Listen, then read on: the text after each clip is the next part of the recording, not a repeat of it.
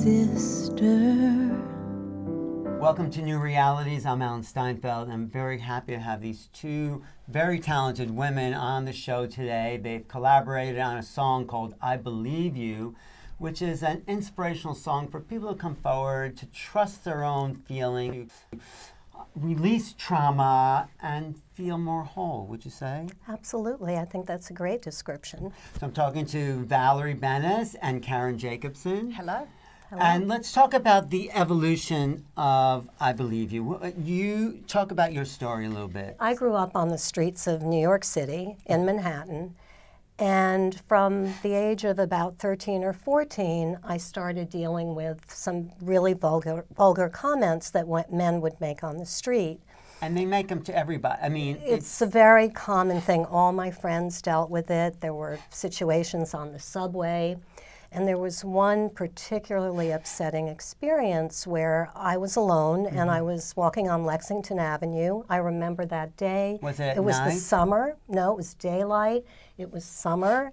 I was wearing a dress. I remember the exact dress I was wearing. And how old were you? 14. So that was well, it was a long time ago. And these boys surrounded me, and they groped me, and they actually touched you. They touched me physically, and it was very alarming, very embarrassing.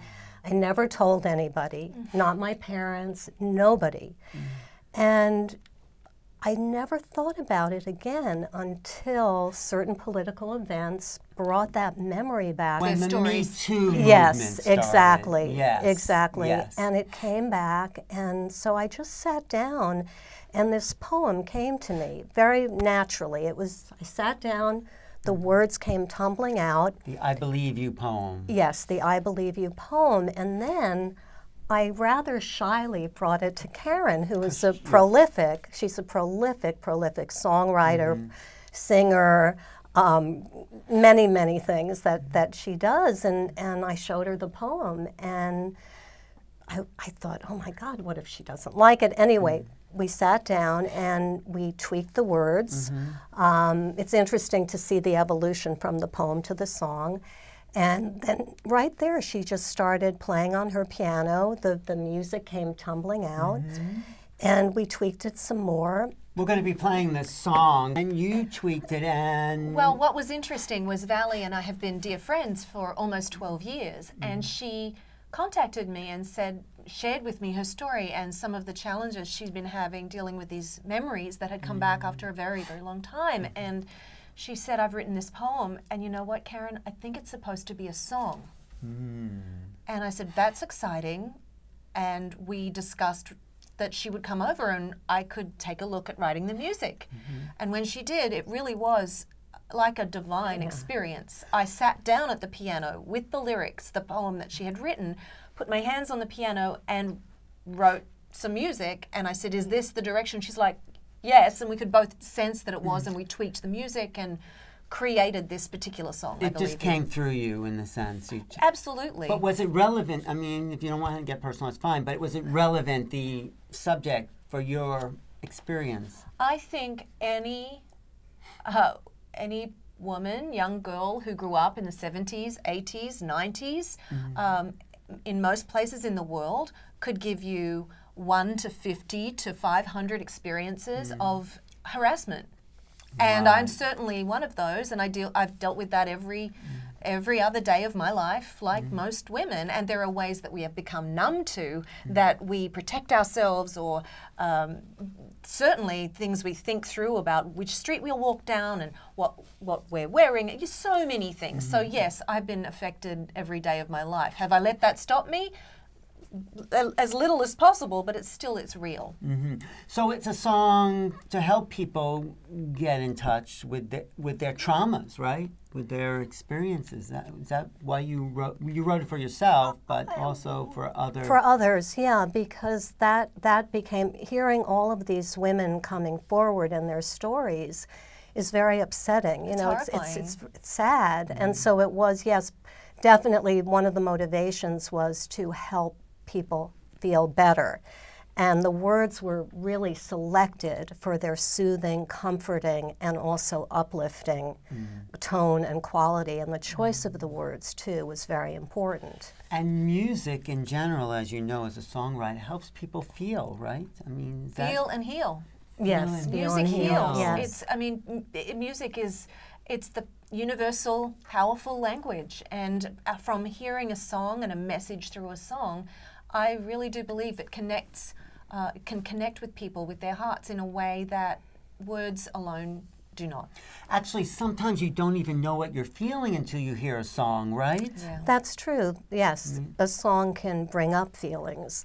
Yeah. So what's your normal work in the world? I'm just curious. Well, my normal work in the world is I'm an aromatherapist, and I created a line of natural aromatic products. So I work with spas and hotels, you know, also very much in the healing arena. Right. It's just I never thought I was going to write a song and collaborate with Karen, and then there's the music video as well. So right. that Let's was a talk about surprise. the music video, and then we'll show that. So let's talk. What's the?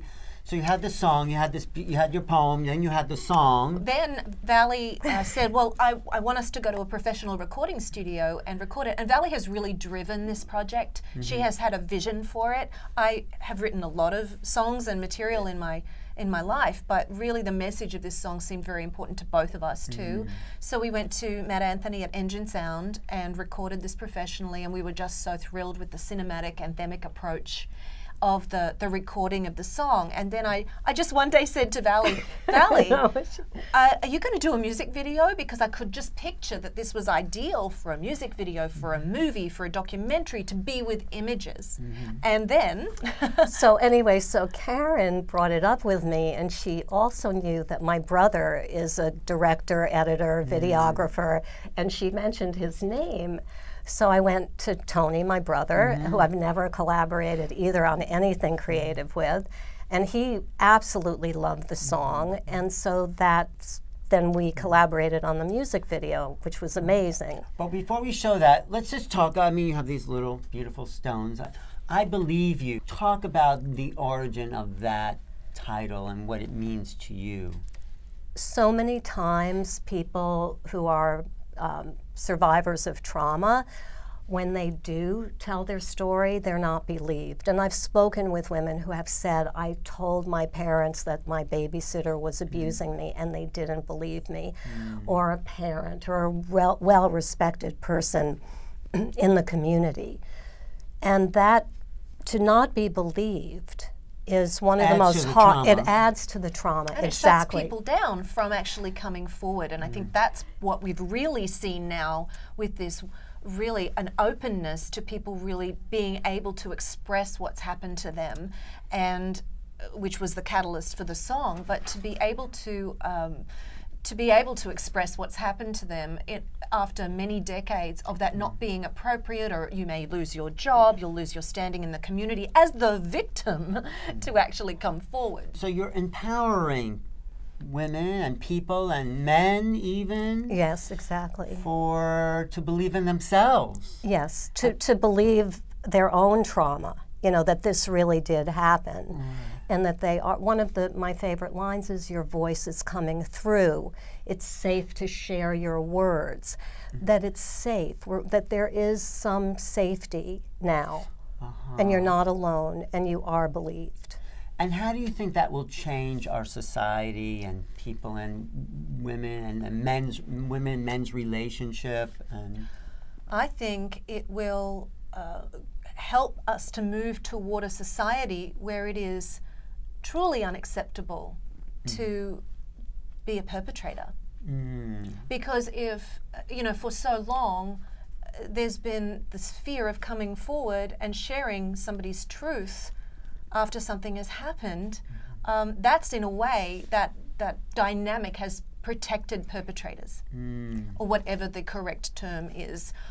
So I think that knowing that really we respect and we believe children, we believe human beings when they have a truth to share, especially when it is experience. something so vulnerable and devastating as this kind of experience.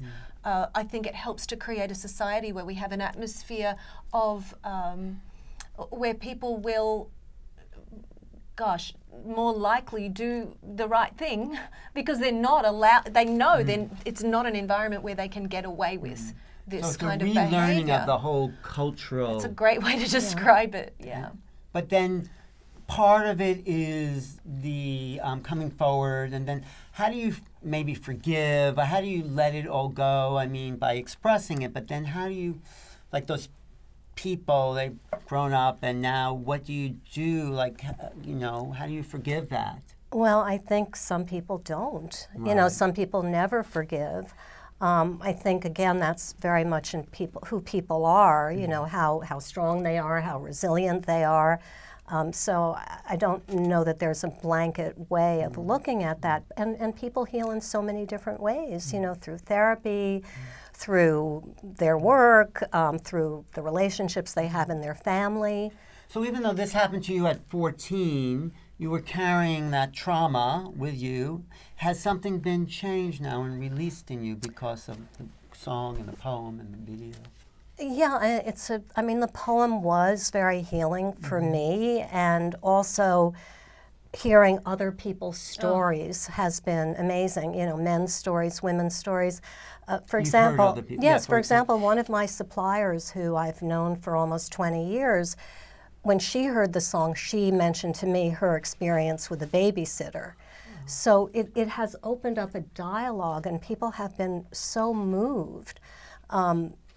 Friends of mine that I didn't know had had traumatic experiences. So it's opened up the door, the song has opened up the door for people to share their stories. And that's satisfying for you, right? Because now you've helped others. Yes, it's very satisfying to know that something that we created is having that impact.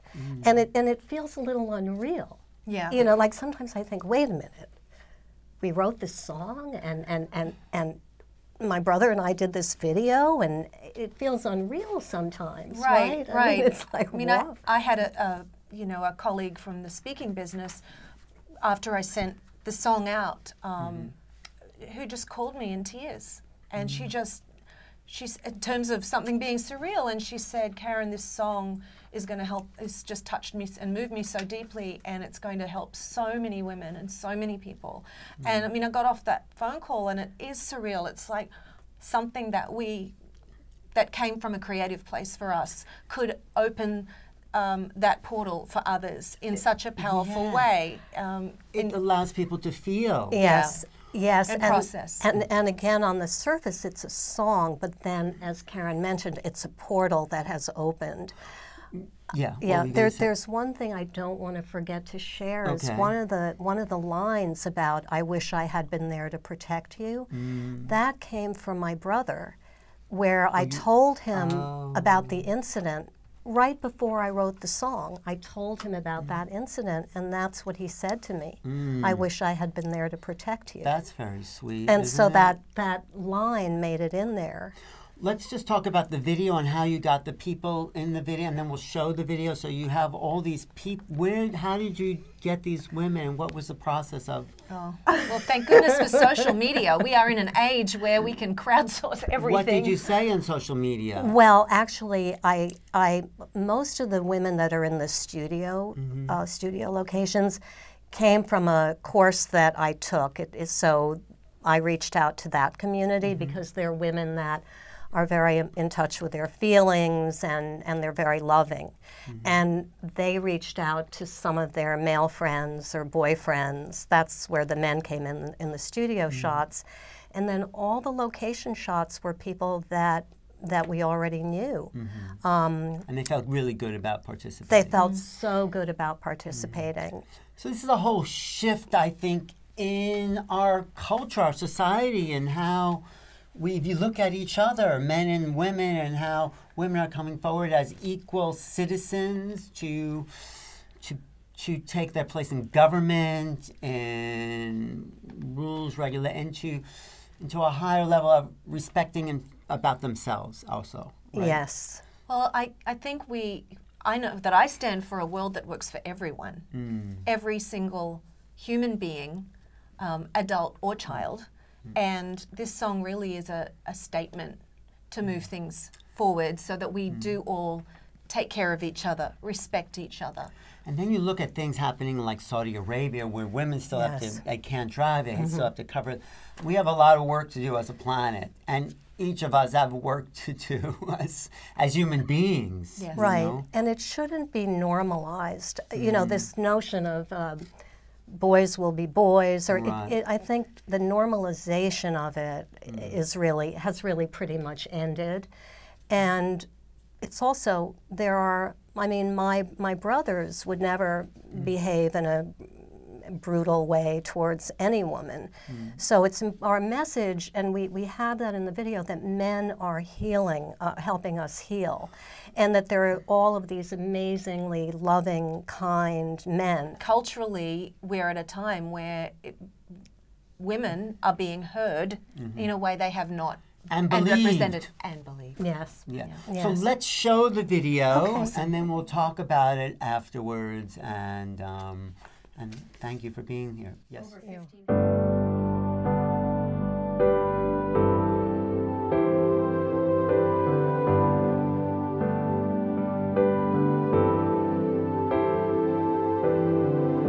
My precious sister, brave and strong, it's safe to share your words.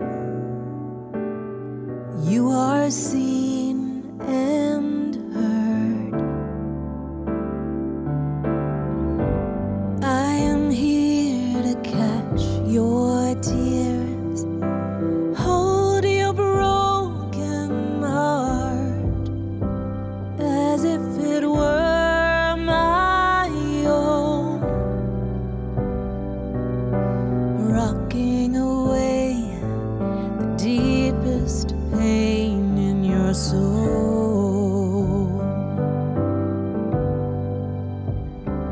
I believe you, we believe you. You are a survivor, your voice is coming through, and your healing is my healing, is our healing.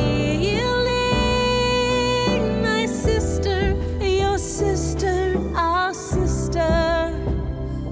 I believe you.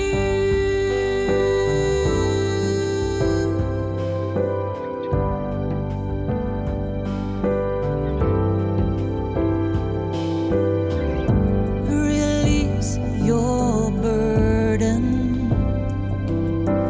No more guilt or shame. No, no, it never was your fault. Step into the light. Together we are the change.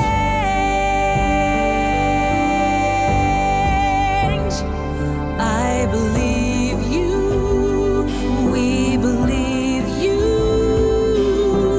You are a survivor, and your voice is coming through, and your healing is my healing, is our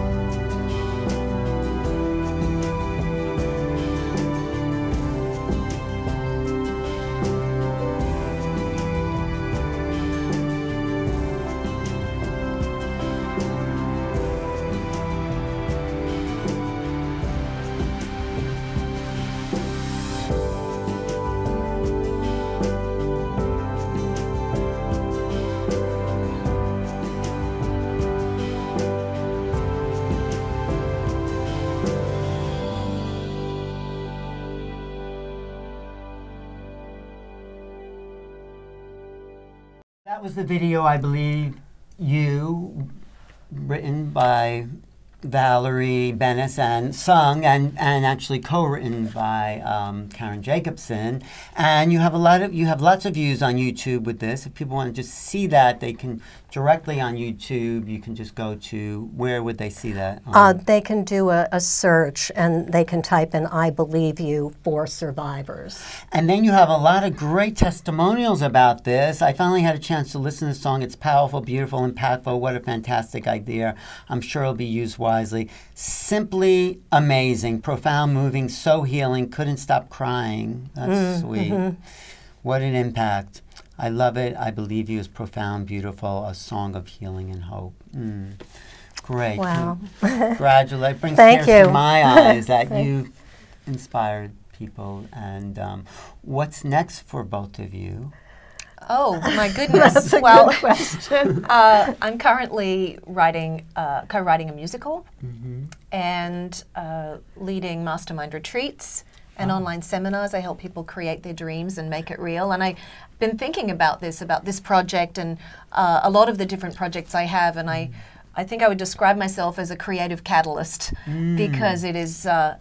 I'm very motivated by creative projects and have the good fortune to work with a lot of different collaborators, whether I be speaking on a stage or writing a book or recording or writing music and or working with people wanting to create their own dreams. So having the opportunity to collaborate with Vali has been magnificent, and for this project to go into places that truly we didn't dream initially when we were working on it. And what's next for you? Well, I've got my company that, I'm running, the aromatherapy company. In fact, we created a new product recently, and so I've been focused on that. But also, I realize how much juice I get from creating, that I love it. So I was telling Karen that I have an idea for a series of songs. I want to do your next music video. And I want to collaborate some more with my brother because that was such a phenomenal experience. I mean, the collaborations flowed so beautifully. They really did, and I learned that my brother and I, who are both in our 60s, think a lot alike creatively. I would say, this, and then he would say, I had the same idea, or he would say something to me. So I want more creative projects and to continue running my business. Great. I've been talking with Valerie Bennis and Karen Jacobsen about the song I Believe You. And one more thing I just wanted to add, quantum physics is showing us that reality is subjective. So what is your experience, what is my experience, is the reality. So there's no longer objective world views. So I think a song like this, a movement like the Me Too, is about the subjective experience of our lives as important. Does that make sense? Yes, absolutely. Talk about this rock. Oh, so this rock, I had it made for the video, although the stone in the video is a little bit different. And it was like an anchor where people were literally passing the rock to somebody else as a communication. And the song itself is like a rock. Yes, and also it almost looks like it says, I love you. So this can be something that's just very comforting for someone, to have on their desk or hold in their hand. So how can people get a hold of you and your aroma and your work? Talk to them. They can reach me at Valerie@essenceofvali.com, and Vali is V-A-L-I. And you, Karen? They can find me all over social media as Real Karen J, RealKarenJ.